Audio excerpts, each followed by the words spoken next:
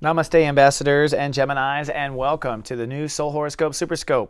My name is Christopher Witecki. I'm a modern mystic and a soul biographer, and I'm also what I call a step astrologer. I believe everyone is a natural-born good step at one of the 11 steps to serious joy.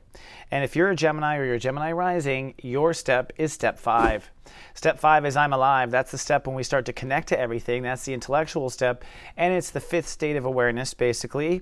This state of awareness is us being aware, and even though Mercury is really close to the sun, our thoughts actually ought to come fifth in the stacking of or in the importance of consciousness. So I'm here to help you step in your power. I'm here to help you step into your heart, and that is the essence of our power, the sun or our heart here in the center.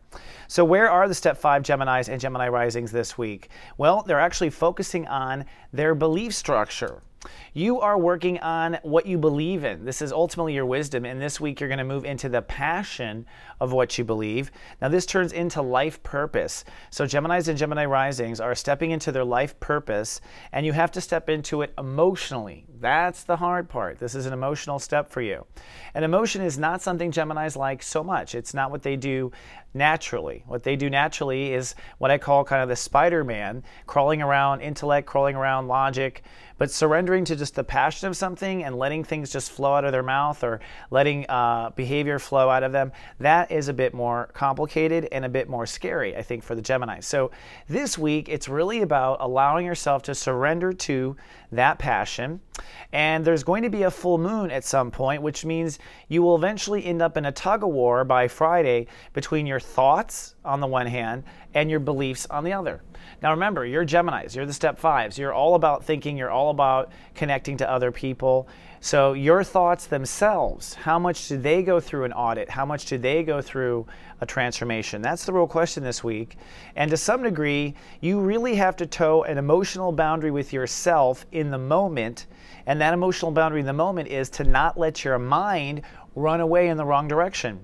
You really just want to keep your thoughts to thoughts that you love. If you don't love the feeling of thinking about something, then don't think about it. Honestly, that is Saturn in Scorpio in the 6th house, in my opinion, or in the natural reality, and that's where you're having to toe the line. Another area that I think is a bit difficult is that you are trying to move forward and innovate your strength in the world. So it's kind of like you're out there doing this for the first time, or you're out there telling the world for the first time that you are what you say you are, or you're maybe concerned or afraid to put yourself out there in the world that you want to.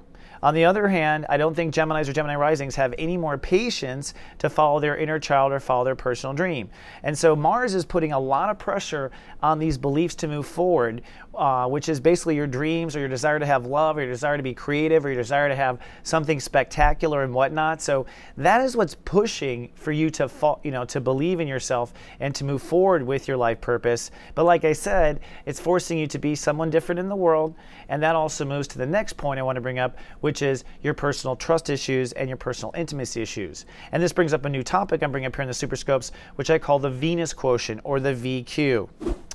Now the VQ, in my opinion, is your capacity to love on Earth. And if you were born with Venus in Gemini, you would have a 5 VQ. That's what I would say, a 5 VQ. And that means you are a 5 EQ. What does that mean? That means that when it comes to love and relationships, it has to make intellectual sense for you. And the 5 EQs tend to be souls that need to connect intellectually to their partners and understand and connect to them. So I bring up the 5 EQs because they're going through something that Geminis are going through, and that is that they're trying to connect and get closer to people for the first time. 5 EQs are trying to get out of an old system where maybe you couldn't trust the person, or maybe you, or they lied to you, or they misled you, or all these sorts of things where you basically were in the wrong connection to someone due to the wrong boundaries. And so the 5 EQs now need to step into a discomfort zone. This is true for the Geminis too, in order to be comfortable in the end. And this particular week, I think you're going to have to do a little bit of tiptoeing in discomfort zones. And also, people with a 5 EQ also will. So you could have a sun of another sign like Taurus, or your sun could be in Cancer, but your Venus could be in Gemini. So if you have a 5 EQ, no matter what your sun sign is, you're going to find that you are a bit jumpy this week when it comes to where you draw your lines, and really a new plateau of trusting yourself. So the 5 EQs really need to trust themselves, and they need to trust themselves particularly in their mind, because 5 VQs use the mind to regulate love, and then you do that particularly this week. All right. Now, if you're interested in finding out your VQ and you don't know, a couple of things you can do. You can come down to soulmart.me and join our mailing list. Or if you're a lady, you can come down to our new Facebook group at gavenus.com, or excuse me, gavenus.me. Let me say that again, gavenus.me. So ladies are invited down to this Facebook group, and we have some volunteers that'll help you look up your Venus placement and where your VQ is if it's not a 5 VQ, and then watch the horoscope that corresponds to the VQ or the superscope, and you'll get a little bit of a different perspective on your Venus quotient, which is your capacity to love this week. So the 5 VQs are going to be a little jittery and a little scared to love this particular week. Now, if you'd like to look up anything else that I do, including a megascope, the megascope has the entire February broken down for you. So if you're having a little itsies about Valentine's Day or not knowing how the month will end up, you can get right to the answer, and I do the day-by-day play-by-plays in the megascope. It's only $11.11. You can also find my superscopes and all my TV programming, including my new practical witchery, at soulmart.me.